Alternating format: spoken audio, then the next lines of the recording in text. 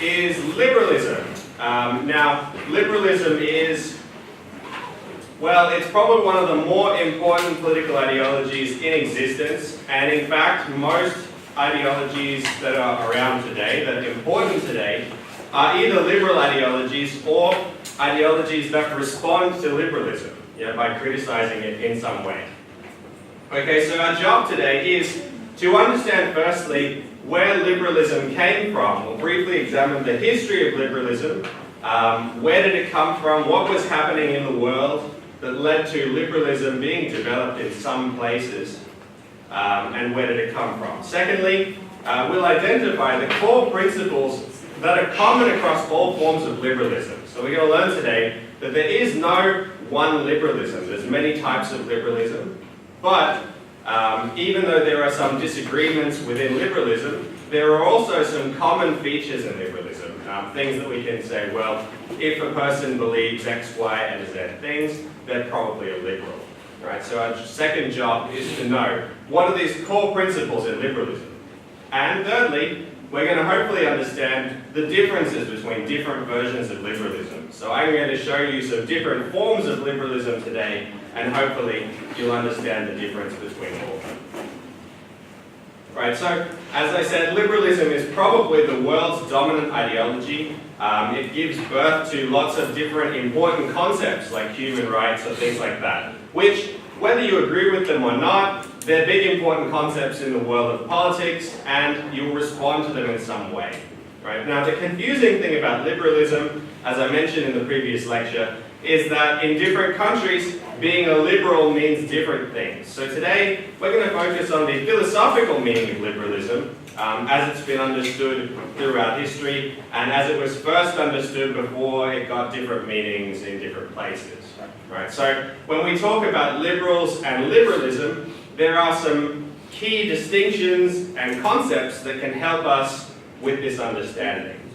The first of these is justification. So if we remember back to the talk on equality and inequality, we said that there's such a thing as moral equality. And moral equality is the belief that, well, everybody can think for themselves, everybody is possibly rational, and as a result, when we do something that affects somebody, we need to give them an explanation. Okay, so justification is the word that we use to mean just that, where we give an explanation for what we're doing. Now,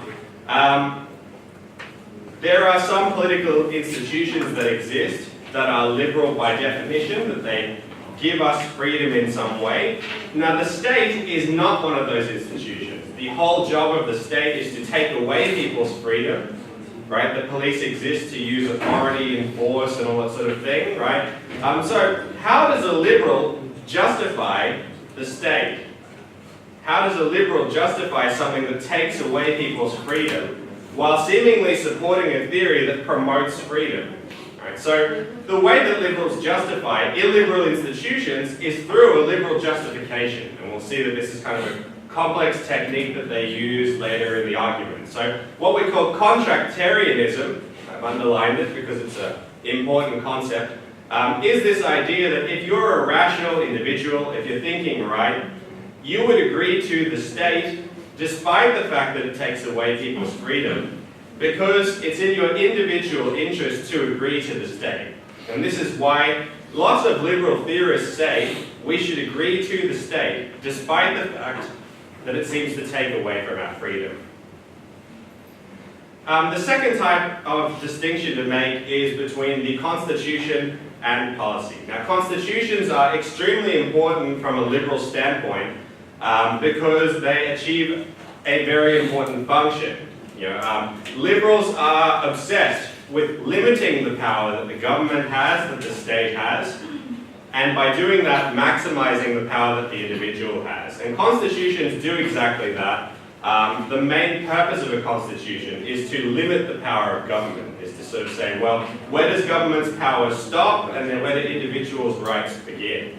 Okay, so in liberal democracies, political parties usually fight with each other, but under a constitutional framework. In other words, there's a basic set of features of the political society that they agree to, and they disagree about what type of policies that should happen within that society.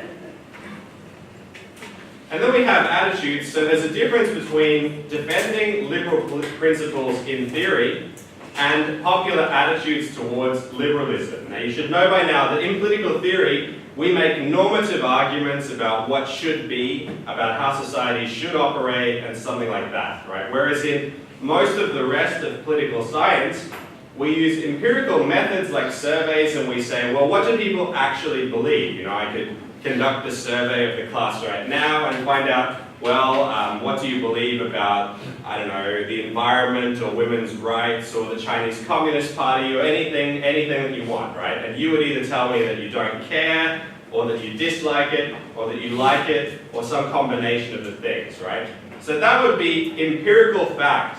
You know, I would collect your beliefs and I'd be able to say, well, this is what people believe.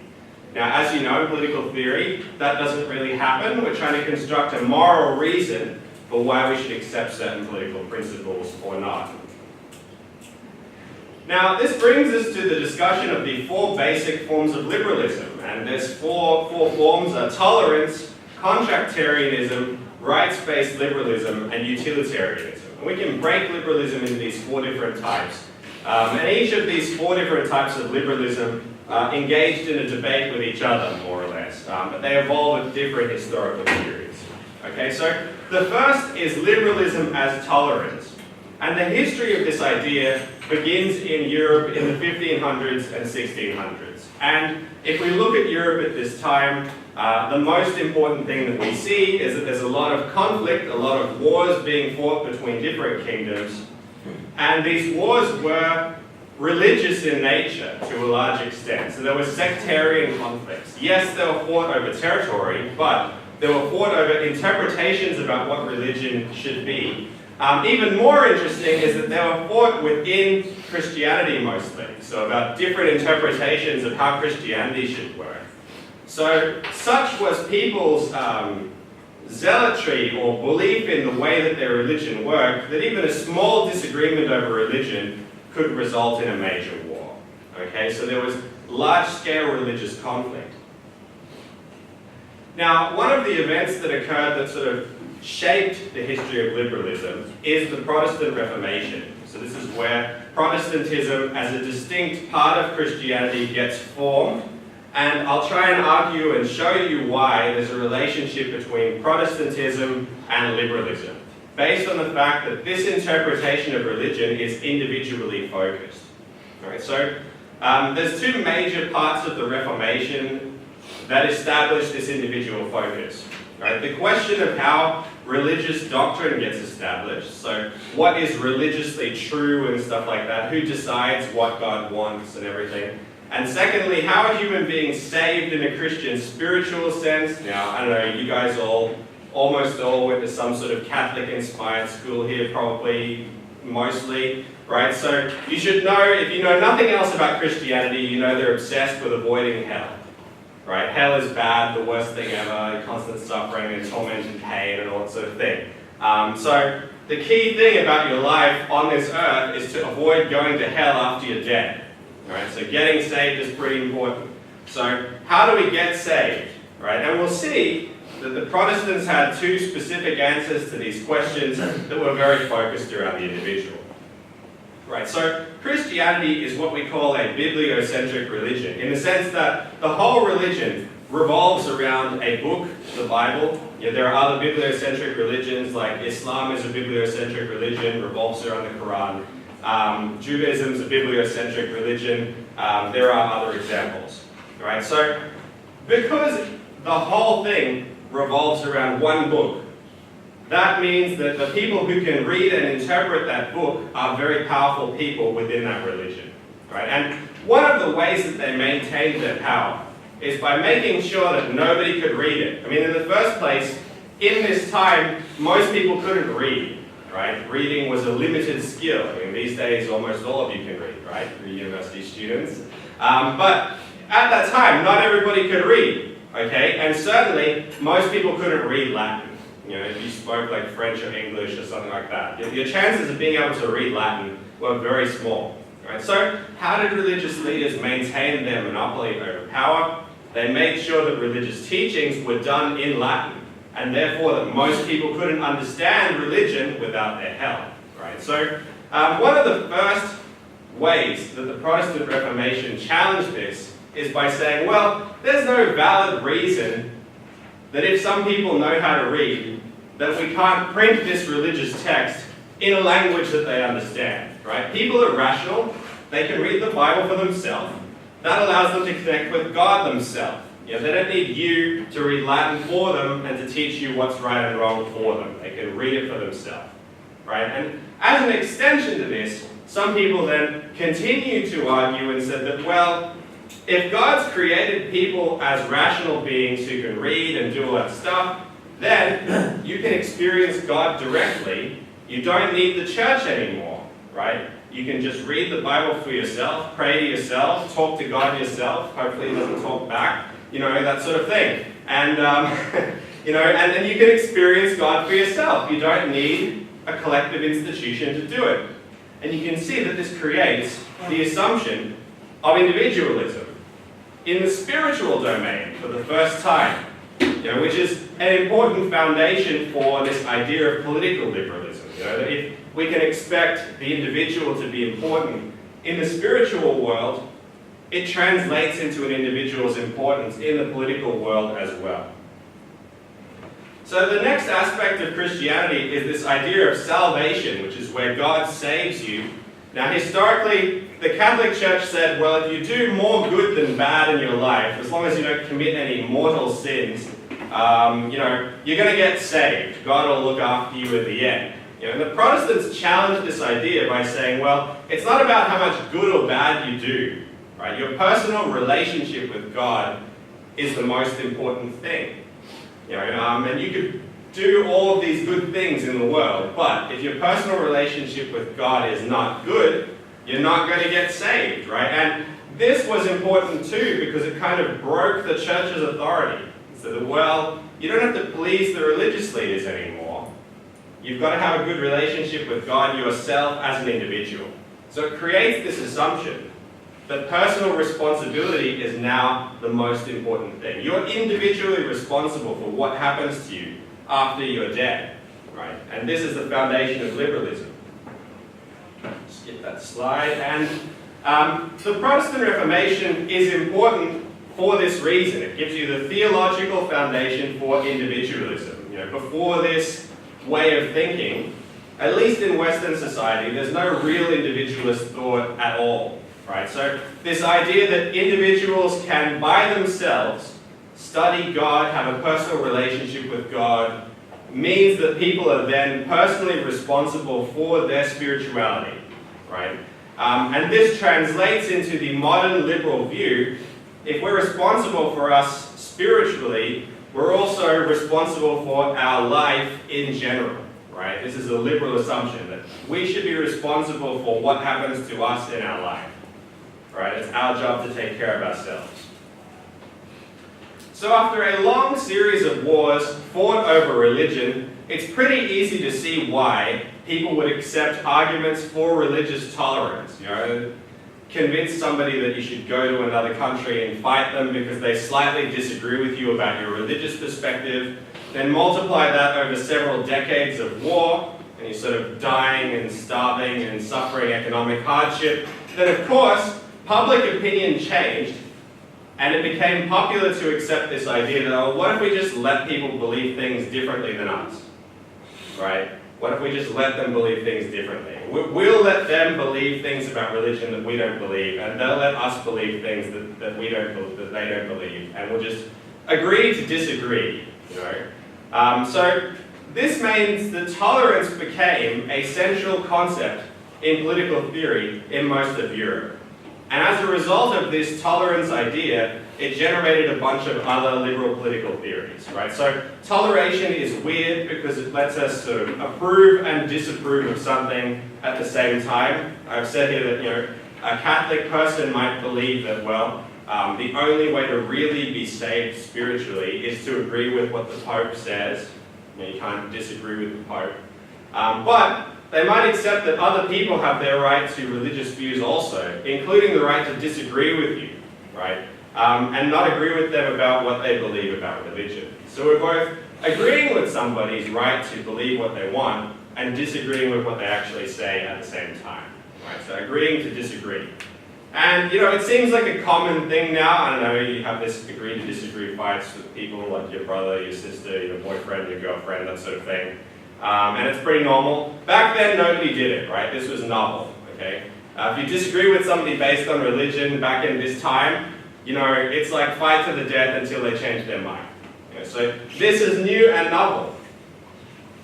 So the next step in liberalism is towards what we call contractarianism, which is a type of liberalism that argues, well, if rational individuals exist, they'll agree to certain political principles. And the most important and foundational thinker in contractarianism is Thomas Hobbes. And Hobbes basically says, well, let's imagine the world if the state doesn't exist.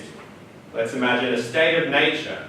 There's a war of all against all, right? It's like the jungle. The strongest survive. Anybody can kill anybody. Anybody can attack anybody. Anybody can take each other's things at any time, right? And everybody aggressively pursues self-interest. You are ultimately the most free you can be. Right? You can do whatever your physical capacity allows you to do. Okay, so Hobbes' question to you is, would you exchange that ultimate freedom for some security? Would you trade some of your freedom for protection from all these lunatic, psycho people who are going to attack and kill you? Would you give up some of your freedom for that? And he says, well, a rational person would do this. A rational person would want a stable society where they can go out into the street and not worried about being attacked by somebody and have their stuff stolen or anything like that. So you would exchange some of your freedom for the security provided by the state. And that's a trade that we would make. A contract between the individual and the society is that the individual gives up their freedom and gets protection as a result. So Hobbes is one, but not the only, contractarian theorist. And we'll look at lots of different contractarians throughout the semester. But if we look at the basic structure of a contractarian argument, it usually works like this. Firstly, the person will say, well, let's imagine there's no state. What would you want? They'll then go on to outline how individuals would agree to coercively enforce political principles. So under what circumstances can we force people to agree to some specific type of state? Right? For Hobbes, it's a big, giant, powerful state that guarantees our security. Right? And then describing the political principles themselves. So what would the state look like? What political institutions would we have? Why would we agree to those as well? Hobbes is a liberal for the following reasons. Firstly, he rejects this idea of natural authority. In the next talk, we'll look at conservatism as an ideology that believes strongly in natural authority. There are different conservative thinkers who argue that, well, older people are naturally authority over younger people. Men are naturally authority over women. Masters or kings have natural authority over slaves or the subject population, that sort of thing, right? It's a natural hierarchy. There are some people born to be rulers and there are some people born to be ruled. Right? Now, liberals completely disagree with this perspective. And Hobbes is certainly in that category of person. He says, well, if we accept the state, it's not because the king was given power by God. It's not because the leaders are special people. It's not because the state is special or significant in any way, except that it gives us something. The state gives us protection, and we give it some of our freedom, and that's it. It's a business exchange, it's a contract, that's all, right? There is no natural or special reason that we should respect the state. Secondly, Hobbes is a liberal because he thinks that people are basically free and equal in the state of nature. We're morally equal to each other. In other words, if it wasn't for the state, we'd be in this state of nature. We'd all just be random people trying to aggressively pursue our self-interest and running around killing each other, right? So we would all be morally equal. Thirdly, Hobbes' contract method has then been used by other liberal theorists. In other words, even people who disagree with Hobbes and say, well, maybe we want something more than just security if we're giving up our freedom. Maybe we want something else, right? they've still used his method, the contractarian method, to develop liberalism in different ways. And so we can see from some other examples how Hobbes has advanced liberal thought. So I've got here, this is a picture of Leviathan, which is Hobbes' book. And you see a picture of a big giant king with a giant sword, and he looks pretty royal and ruling. But importantly, the king is made up of little tiny people, right? And that represents the contract that exists between the state, which is this big giant powerful thing, and all of us who willingly submit our freedom to the state in exchange for the security that it gives us. Sometimes illustrations like this are good at explaining complex concepts. Right, so the next type of liberalism is what we call rights-based liberalism. It's a type of contractarian argument, but with some key and important differences. And its main theorists are John Locke and Immanuel Kant. And we'll compare these perspectives to Hobbes, and this will hopefully allow us to see the difference between contractarian and rights-based liberalism. So Hobbes and Locke start their argument in a similar way. They say, well, people are free and equal in a state of nature. And then they go on to say, well, what type of state would we accept? If we're going to trade our freedom for something, what type of state would this be? But Locke disagrees with Hobbes in a number of important ways. For Hobbes, freedom is just the absence of restraint. It's where we can kill anybody we want and nobody's stopping us, right? Just our own power is our only limit. For Locke, liberty is all about having a series of moral rights.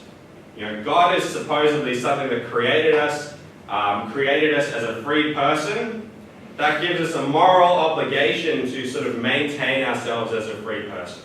Right? So for Hobbes, we're just equal naturally. We're born equal and that's it. We have equal moral rights. Right? So for Locke, we're equal morally in the sense that if God has given you freedom, that means number one, it's your duty to stay free, and number two, you can under no circumstances enslave another person, right? And Hobbes' argument is material, based on the laws of nature. Locke's argument is more theological. Here we can see the connection between earlier Christian beliefs about the world and modern liberalism. Even if most liberals these days are probably not strong religious believers, the origins of liberalism are completely tied to developments in Christian thought at the time. Right? So this idea that if God has created us, it's our duty to preserve ourselves as a free individual. Right? This is a liberal idea. So for Locke, moral rights come before the state, and that means a certain thing about what the state is. The role of the state is to settle disputes about what our rights are. Like let's say I own this phone, I say that, and you say you own it. How do we decide who actually owns it? We're both claiming to have the right over something, right? So how do we settle this claim? Now, Locke says the job of the state is, well, it's the one who settles the claim. Whenever there's a dispute between two different people or more about whose rights things are, and it's usually over property, how do we actually settle this dispute? He's particularly focused on property because for a liberal like Locke, property is the extension of our body, and our body is given to us by God. So property has a spiritual significance almost. What we own is very important. So self-ownership is something we receive from God, and the extension of self-ownership is the things that we can own, the private property that we can have. Nonetheless, Locke argues that we're going to accept some form of state, and that without the state, there is no way we can authoritatively determine whose rights have been violated. If you say that that phone is yours and I say that the phone is mine, how do we decide who actually owns it? Without the state, the only way we can decide is by force. Now that's not a moral solution, is it? It's just whoever's bigger or stronger or better at fighting or better at running, who knows, gets the phone, right? But that's not a moral response, right? So without the state, we have no remedy when our rights are violated. If somebody takes away our moral rights, without the state, we have no way of protecting our rights. Let's say we both sign a contract, I'm going to sell you my laptop in exchange for some money. You give me the money, I decide to keep my laptop, right? You don't get anything. Now, how do you actually get what you want? How do you get what you paid for? How do you force me to follow the contract? Without the state, you have to personally force me to follow it, which is great. If you're bigger and stronger than me, you can force me to do it. But if you're not, it's pretty terrible. You'll always not have your rights. You always lose. So instead, if the state exists, you don't have a necessarily easy option, but you have an option. You go to the court and you say, look, here's a copy of the contract, he signed it. It says, I give the money, I get the laptop. I've given him the money, here's the evidence. I don't have the laptop, he's violated the contract. Right? And the state will intervene and will say that, well, you've got to follow the contract or you go to jail. It uses its force to make me do what I said I would do. Right? So in this way, our rights are protected by the state. And this is the type of state that Locke would support, a state that protects private property, a state that protects people's rights, particularly as they relate to the exchange of property and money and stuff like that.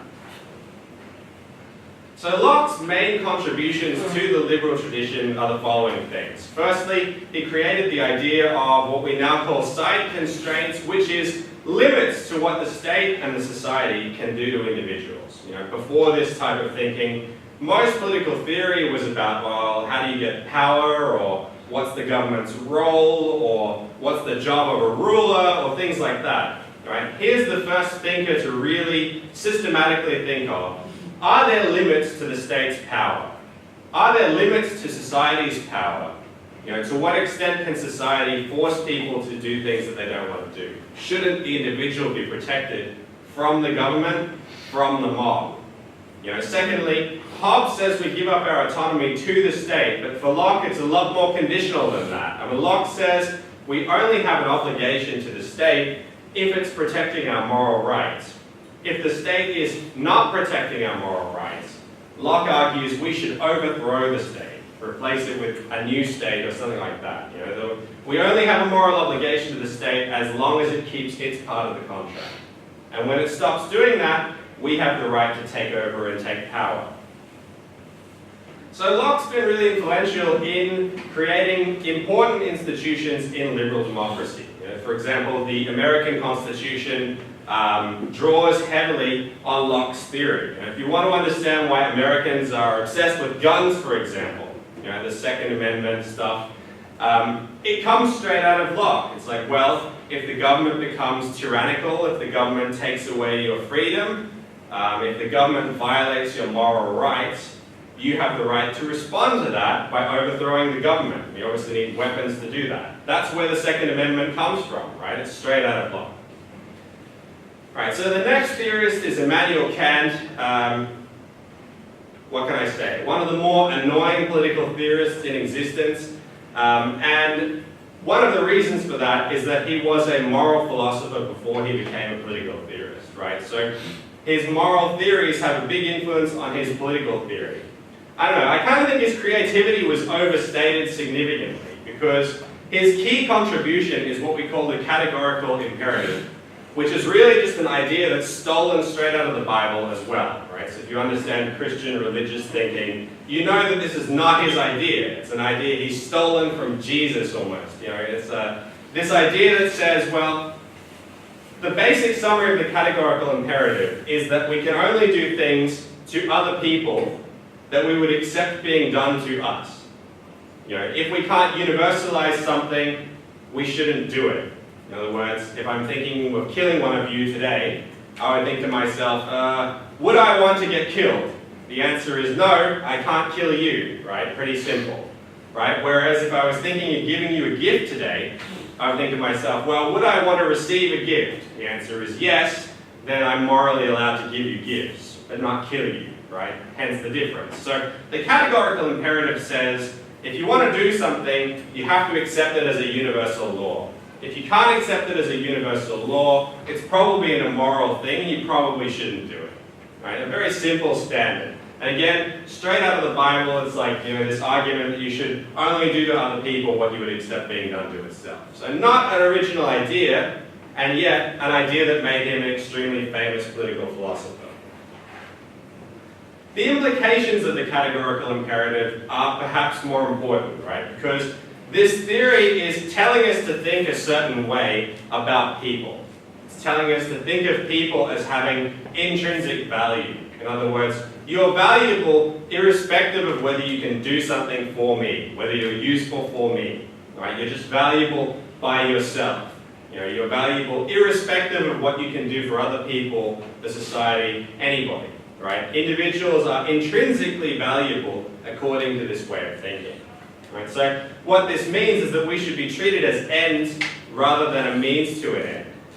So Kant says that if there's one thing that separates us from all the other animals in existence, it's our thinking power.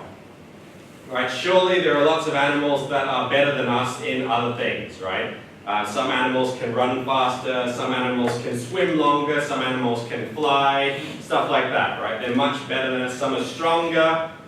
You know, animals are better than us at almost everything, except thinking, right? The one thing that humans are better at is probably thinking, most of the time, right? We can think better. And because we have this power of reasoning, Kant says, well, we can construct moral laws that are both moral, in other words, they logically make sense, but they're also binding on everybody. In other words, if we can construct a law that follows the categorical imperative, we're then justified in making everybody follow that type of law. Right? So for example, is murder bad? Would we want to personally be murdered? No, therefore we should sort of make it a universal law that nobody can be murdered. Right? That's an example of how we can apply the categorical imperative. So as a result of the categorical imperative, Kant justifies the state. Now, Kant, again, is a moral philosopher. Deep down, he wants all of you to do the right things for the right reasons. You know, that would be nice if everybody did the right thing for the right reason. That you're doing it because you want to, not because you're forced to. But at the same time, he's sort of realistic. It's kind of like I start every semester hoping that everybody's going to, you know, give 100% effort and read the readings and study the course properly and, you know, pay attention and come to class. And everybody's going to do that, not because I'm forcing them to, but because they want to. You know, I could start out like Kant as an idealist at the start of semester, right? Probably by this time in semester, I start thinking like what he thinks later. He says, well, actually in practice, nobody does everything all the time for the right reason, the right things for the right reason, right? So in practice he says, well, a nation of devils, so long as they get the constitution right, can be civilized, and by civilized he means can respect each other's rights and that sort of thing. So the main job for Kant that he gives to the state is that it should protect people's rights. It forces us to respect other people's rights, even when we're thinking of not doing that, right? Even when we're thinking, I might murder somebody today. You know, the state exists to stop us from doing that. The state exists to enforce other people's rights. And for this reason, Kant is arguing, and the rights-based tradition of liberalism in general, is arguing that the right is more important than the good. Right, so when we started this course, or last semester too, I asked you why you wanted to be part of the government, and a lot of you said, oh, well, I want to improve the welfare of citizens, I want to do things for people, I want to give people things, right? And Kant is saying, well, no, you're wrong, right? It's not government's job to give people things, it's not government's job to give people welfare, it's not government's job to do good things for us, right? Government's only job is to force people to respect each other's rights, not to give you anything. Right? Now you can disagree with him if you want, and you know, I'm pretty sure that you understand now.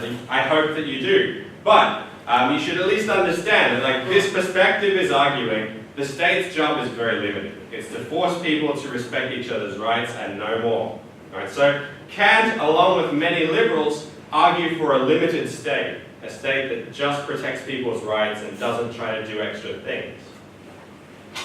So the last type of liberalism we'll look at is what we call utilitarianism. And utilitarians say that the overall purpose of politics and political institutions is to increase the overall level of welfare in society as a whole, what they call utility. It's kind of directly disagreeing with what Kant just said, right? So the question then is, well, how can they be liberals? They're talking about society. They're talking about society's whole welfare as being the most important thing. Don't individuals matter to liberals? Isn't that what their major focus is?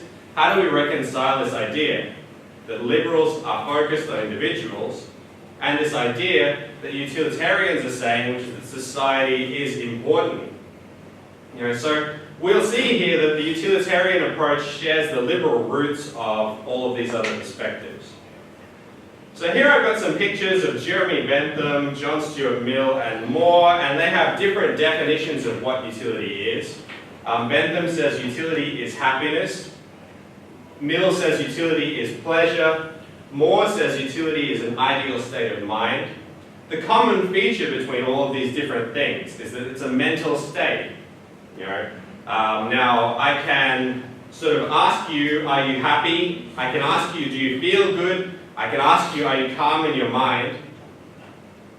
And what are you going to say? You're probably going to tell me yes, no matter what. It's kind of like I asked you whether you understood everything before the midterm, and everybody was like, yeah, sure. The difference between what you tell me is true and what is actually true is often substantial, right? Like you ask your boyfriend or girlfriend, are you happy? And they say yes, but they're actually angry with you. It's kind of like, it's an issue, right? So the problem with these types of utility is that measuring them is difficult, right? Measuring them is difficult. How do we measure the happiness of society? If the government asks you if you're happy, you're probably going to say yes, because maybe you're a little scared or something. You don't want to tell them that you're unhappy with them. Maybe you just say yes to be nice. You don't want to seem mean. So how do we know if somebody's really happy, feeling pleasure, or in an ideal state of mind? Right? It can be very difficult to know. So after that, utilitarians modified their theory somewhat, reducing it to what we call preference satisfaction. So if we define utility as preference satisfaction, we know somebody's happy when they get what they say they want. Right? We're really simplifying it. We don't really care if they're actually happy. Right? We give a person the right to define when they're happy, and if they get what they want, well, you should be happy because you got what you want. If that makes you unhappy later, that's kind of your fault, right? So preference satisfaction becomes the next definition of utility. And we can see examples of preference satisfaction in voting.